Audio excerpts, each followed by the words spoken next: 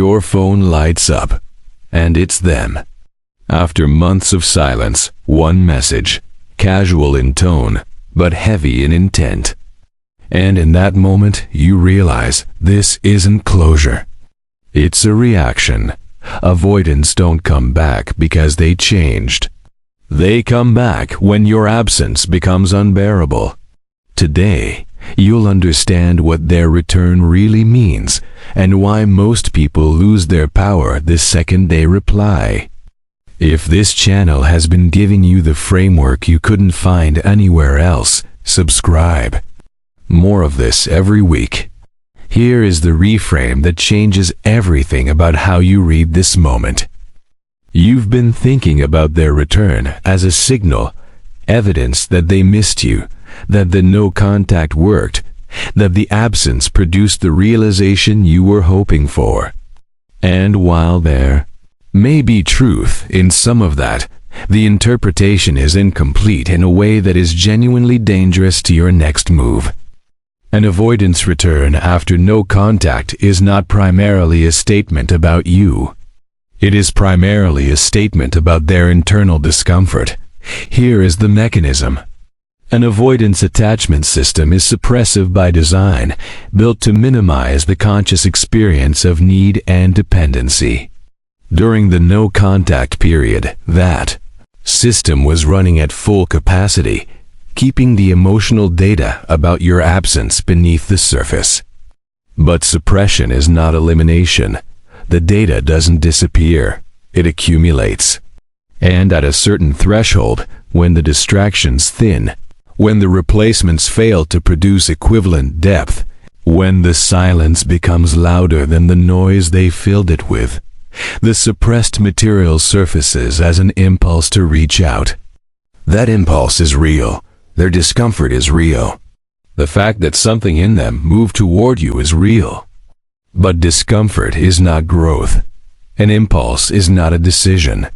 And reaching out is not the same as being ready for what a real connection with you actually requires. This distinction is not cynicism. It is the most important piece of structural clarity you can have in this moment. Because if you respond to their return as though it represents full resolution of the patterns that ended the dynamic, you will be back inside the cycle within weeks. The return is data, significant data. But it requires evaluation, not celebration. Here is how the psychology of the return moves through phases and what each phase actually means. The first phase is the impulse reach. This is the message you received. Externally, it is casual, low commitment, designed to test the temperature without exposing too much. A hey, how are you? Or a reference to something shared. Something that creates an opening without constituting a full approach. The casualness is not indifference. It is the avoidance defense system managing the vulnerability of the reach. Internally, the send button was pressed after significant internal deliberation, far more than the message's tone suggests. They have been thinking about this. The reach itself represents a genuine overcoming of their suppressive default. That matters. But it is the beginning of a process, not the conclusion of one. The second phase is the relief seeking.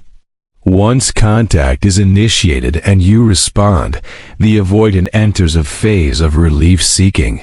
The discomfort that drove the impulse begins to subside simply because the connection has been reopened. Externally, there's warmth, engagement, perhaps an unusual level of presence and attention. Internally, the original anxiety, the accumulated weight of the absence, is being resolved, not through genuine change, but through the restoration of access. This is the most dangerous phase for you, because the warmth feels like evidence of transformation. It feels like the version of them you always wanted. And, in this phase, it is almost indistinguishable from the real thing. The critical question is not how they feel right now. It is whether the patterns that produced the original rupture have been examined, acknowledged, and worked on. Relief is not restructuring. Warmth is not growth. The third phase is the pattern test. Within days or weeks of re-engagement, sometimes sooner, the original behavioral patterns begin to resurface. The inconsistency.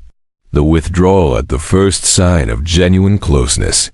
The subtle distance that appears when emotional depth is required.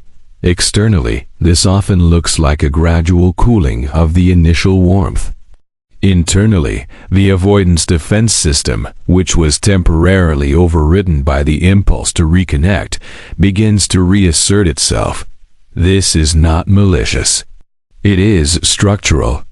The same architecture that produced the original dynamic is still in place unless real, deliberate work has been done to address it. The pattern test is not something they consciously run. It is something their attachment system runs automatically. And your response to it, whether you accommodate it, call it out, or hold your standard, determines everything about what the dynamic becomes from this point. The fourth phase is the accountability moment. This phase only materializes if you navigate the previous phases from a place of genuine self-possession.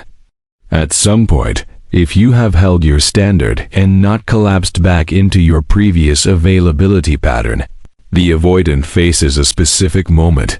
They must either engage with the real reason the dynamic ended, acknowledge the patterns, take responsibility, demonstrate through behavior that something has changed, or they retreat again.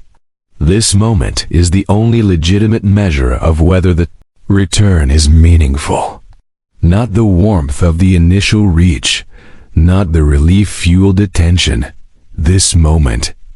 Their willingness or unwillingness to move toward accountability without being asked repeatedly, without being managed through it, tells you everything you need to know about whether this return is the beginning of something genuine or repetition of the cycle in a new iteration. The fifth phase is the divergence point. Based on how the accountability moment resolves, the dynamic reaches a fork. Either it begins to rebuild on genuinely different terms, with more honesty, more mutual accountability, more behavioral evidence of change, or it resets to the original pattern and you find yourself, weeks later, in the same position you were in before. No contact. Which divergence point you reach is not solely determined by them.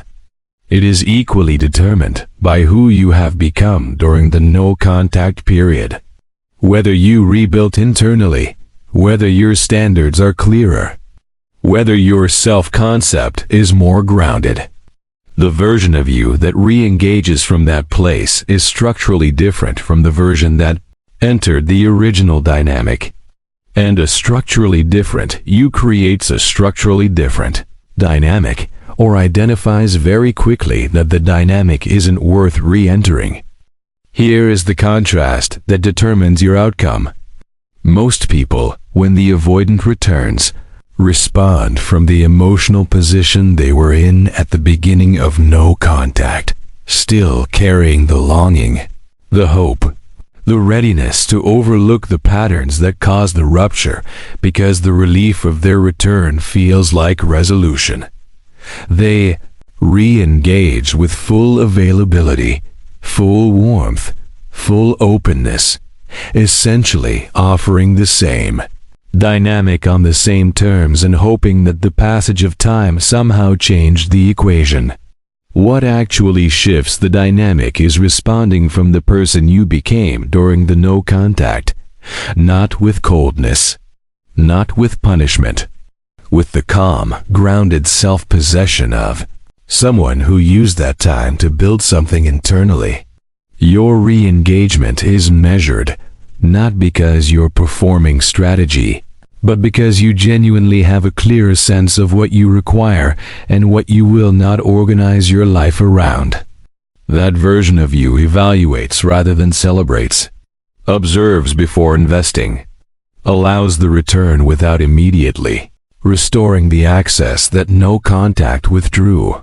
The difference between these two responses is the difference between re-entering the cycle and rewriting the dynamic. 5 principles for navigating the return with psychological precision. The first is paced re-entry. Do not restore the full level of access immediately. This is not a game. It is an accurate reflection of the fact that trust, once broken by a pattern of behavior, is rebuilt through demonstrated consistency over time, not through a single reach-out, however warm. Re-engage gradually. Let your availability expand in proportion to the evidence of genuine change in their behavior. The second is pattern vigilance. Stay alert to the re-emergence of the original behavioral patterns. Not with suspicion, with clear-eyed observation. The first few weeks of re-engagement are not representative of the dynamic's long-term architecture. Watch what happens when the initial warmth subsides. Watch how they behave when genuine closeness is required. The pattern, not the peak moments, is the data. The third is explicit standard setting. At an appropriate point, not immediately, but early in the re-engagement, your standard must be visible, not as a list of demands, as a clear, calm articulation of what you require from any dynamic you invest in. You don't need to reference the past. You simply need to ensure that the terms of your re-engagement are unambiguous. Someone who is genuinely ready to show up differently will not be threatened by your clarity. Someone who is hoping to restore the old dynamic without accountability will show you that immediately. The fourth is independent momentum maintenance. Whatever you built during no contact, the forward momentum, the self-investment, the life that expanded in the absence of the relationship, do not collapse it back into the relationship as your primary focus. Maintain it. Your full life, your continued growth, your independent investment in your own development.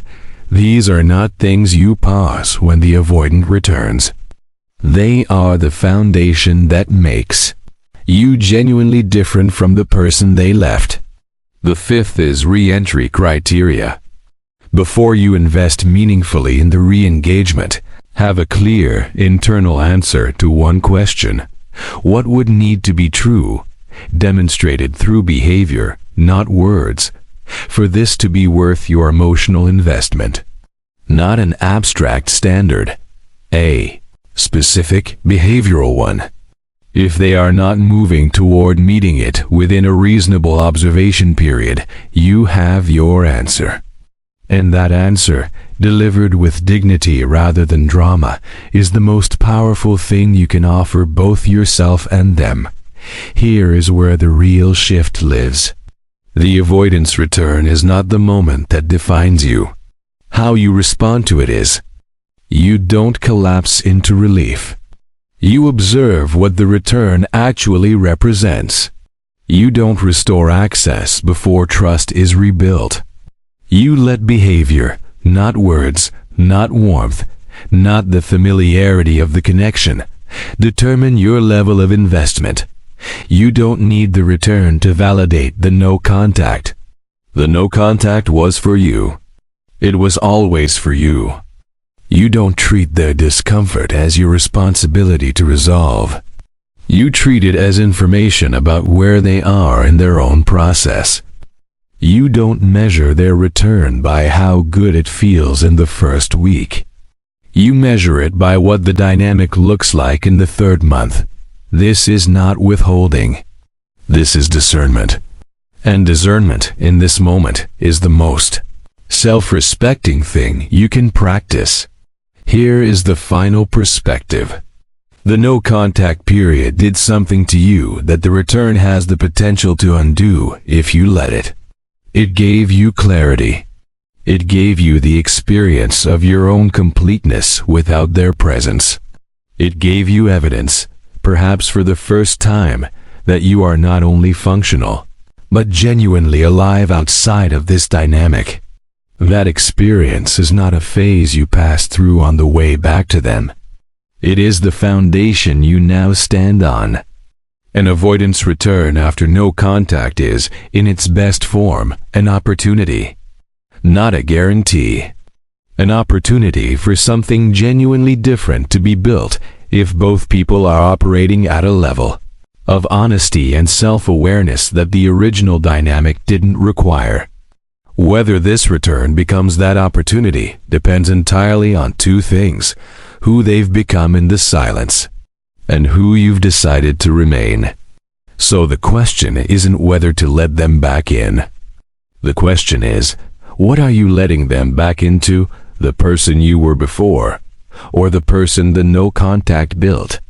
That answer is yours, and it is the only answer that matters right now.